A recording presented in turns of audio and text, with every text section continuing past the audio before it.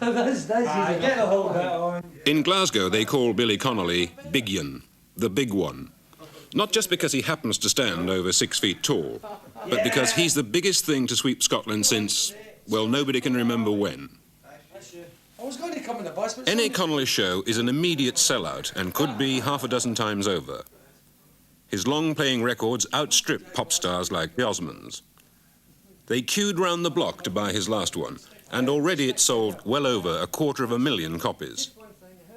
He's adored all over Scotland in general, and in his hometown, Glasgow, in particular. What's even more interesting is that his humour seems to cross all barriers of age and class. His fans include Glasgow hard cases, trendy young executives in Edinburgh, and middle-aged housewives everywhere. And yet Billy isn't a stand-up comedian in the usual sense. He rarely cracks set jokes. He's an out-and-out socialist and doesn't mind saying so.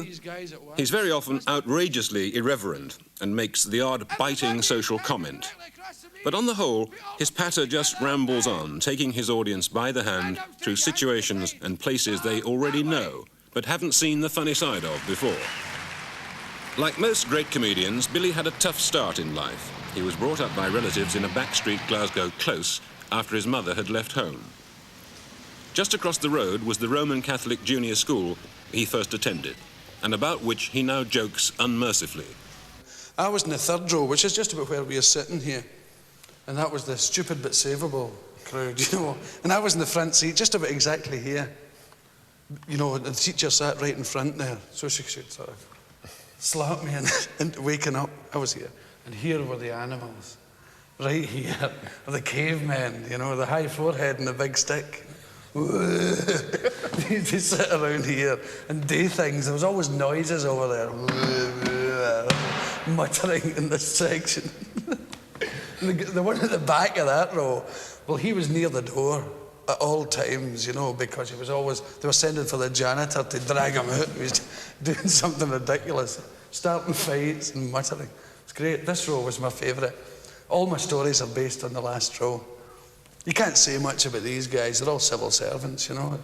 But this row, there's loads of material there. Billy's first real job was in the Glasgow shipyards, where he spent 8 years learning to be a welder. This was the first time he'd been back there for nearly 9 years, and yet at once he was able to pick out faces and put names to them. In spite of his success, he was able to strike an instant rapport with his old mates, who are said to be the toughest audience in the world. I must admit, I enjoyed my time in the shipyards very much, and I miss it very much. Who are the characters who stick in your mind most of all from those days? Oh, there was lots of them. There was Sonny Boyd, the man with the bottomless toolbox. But anything you wanted, you said, Sonny, have you got a bit of sugar there? Certainly. Into the box. Have you got a file? I used to ask him for things, start posing him questions. You know, do you have a tin of soup? Into the bottomless toolbox. There's a lot of great guys. The great Voltaire, who used to do magic tricks.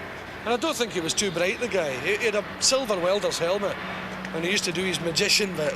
Think of a number, 13 correct, and everybody's applauding. But everybody kept him going, you know. Part of Connolly's attraction and charm is that he's remained unaffected by the crowds, the applause, and the money. Indeed, he very often seems a bit bemused by what's happening to him. Like every time I stop at traffic lights, all the other cars, the guys look in, and just the other day a guy nearly killed me at the side of Loch Lomond, overtaking me to see me from the front. He recognised my car, you know, nearly put me into the loch. And that happened about 3 times on the way down the road. You know, they came scudding past and then stop and all look out the back window. It's really scary.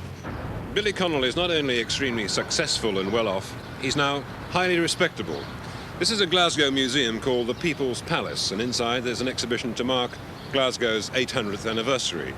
Now, when the organisers were thinking about who they should ask to open it, they didn't turn to cabinet ministers or Lord somebody or other. Everybody wanted one man, Billy Connolly.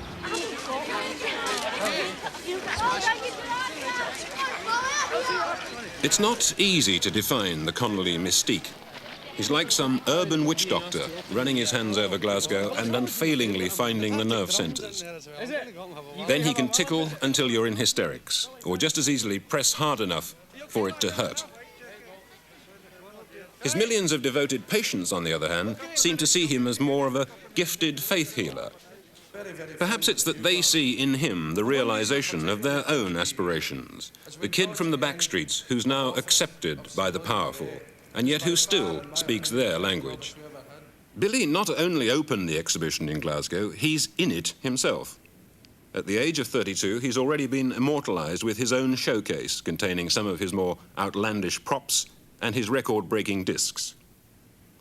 And the positioning of his exhibit may be significant as a pointer to the way Billy Connolly is going. It's right next to a picture of Sir Harry Lauder.